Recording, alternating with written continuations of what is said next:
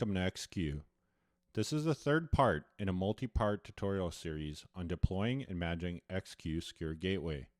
In this video, we will cover deploying your first gateway. Open the terminal window by pressing Ctrl-Alt-T or through your application's dashboard.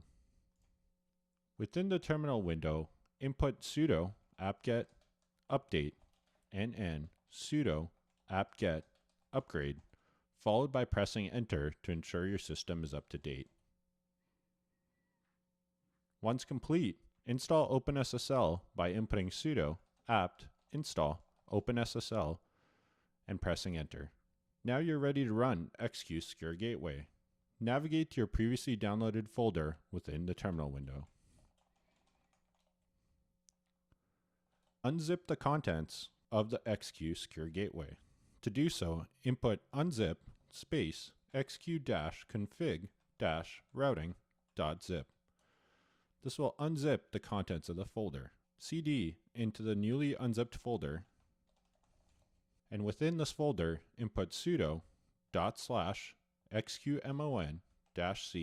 xq.conf-r routing.json -g xqsg, followed by pressing enter.